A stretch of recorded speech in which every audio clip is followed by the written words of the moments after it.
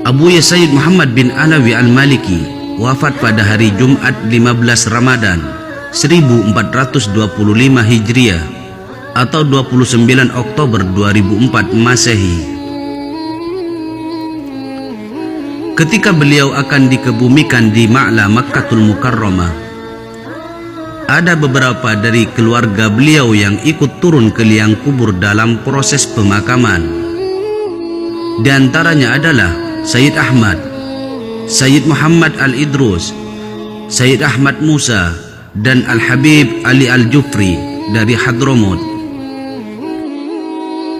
Ketika Habib Ali Al-Jufri hendak membuka kain kafan Abuya Sayyid Muhammad bin Alawi Al-Maliki, ia jatuh pingsan sampai tak sadarkan diri.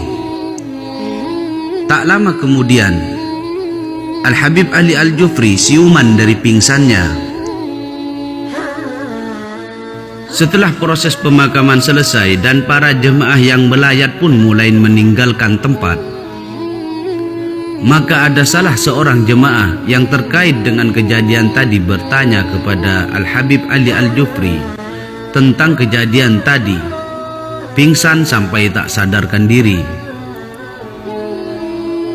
Al-Habib Ali Al-Jufri pun menjawab, "Ketika saya hendak membuka kafan Abuyah dari sisi wajah, tiba-tiba saya melihat Rasulullah Shallallahu Alaihi Wasallam di depan saya. Lalu beliau Shallallahu Alaihi Wasallam berkata kepada saya, 'Ali, tinggalkan ini, biar saya yang mengurusnya.' Maka saya terharu dengan kejadian itu, dan akhirnya saya pingsan sampai tak sadarkan diri." Dalam kisah lain menjelang wafatnya Sayyid Muhammad bin Alawi Al-Maliki pada hari Jumat 29 Oktober 2004, adzan subuh baru saja berkumandang. Matahari masih menggantung di ufuk timur. Akan tetapi suasana pagi yang cerah mendadak mendung. Penyebabnya, kabar duka yang hadir tiba-tiba pada tanggal tersebut bertepatan 15 Ramadan 1425 Hijriah. Abuya Sayyid Muhammad bin Alawi Al-Maliki Al-Hasani menghembuskan nafasnya yang terakhir. Ulama Ahlus Sunnah wal Jamaah itu meninggal di saat sedang menjalani perawatan di sebuah rumah sakit di kota Mekah. Bagi kaum muslimin, kepergian Sayyid Muhammad bin Alawi Al-Maliki sungguh menyisakan duka mendalam. Dialah ulama karismatik yang gigih menyuarakan kedamaian, membimbing umat pada persatuan. Begitu mengetahui kabar wafatnya, maka berbondong-bondong kaum muslimin setempat menuju rumahnya di distrik Rusaifah Makkatul Mukarramah. Beberapa di antara mereka terlihat gelisah sebagaimana kehilangan orang terkasih. Saat jenazah Sayyid Muhammad bin Alawi tiba di lokasi dari rumah sakit, suasana bertambah duka.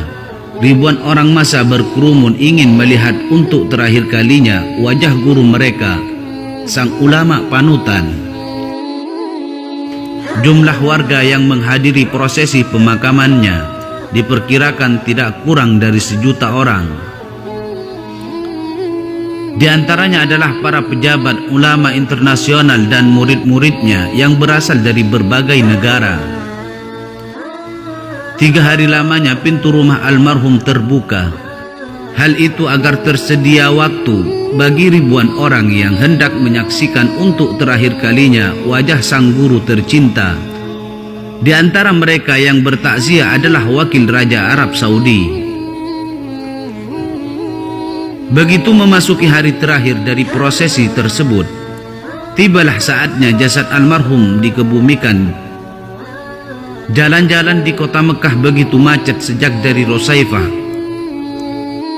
Ketika jenazah sang Sayyid hendak disolatkan di Masjidil Haram, ribuan warga Mekah bergantian mengusung jenazahnya. Mereka melakukan dengan menangis sedih. Sementara itu, toko-toko yang dilewati oleh jenazah Sayyid Muhammad bin Alawi Al-Maliki mematikan lampu sebagai tanda duka. Sampai di Masjidil Haram, lautan manusia mengikuti sholat jenazah. Setelah disolatkan, jasadnya dikebumikan di pemakaman Ma'la. Letak kuburan Sayyid Muhammad bin Alawi Al-Maliki berada di samping makam Siti Khadijah, istri pertama Rasulullah sallallahu alaihi wasallam. Semoga kisah ini dapat menambah wawasan kita tentang para wali Allah dan kita semua mendapatkan barokahnya, sehingga kita termasuk orang-orang yang dicintai Allah dan Rasulnya, dan kita masuk surga dengan para nabi dan para sahabat dan aulia Allah. Amin ya rabbal alamin. Wallahu a'lam bissawab. Langkahmu ya Rasulullah, ya Habib Allah, tak pernah ku tatap wajahmu. Ya Rasulullah, ya Habib Allah, kami rindu padamu. Allahumma salli ala Muhammad, ya Rabbi salli alaihi wasallim. Allahumma salli ala Muhammad, ya Rabbi salli alaihi wasallim.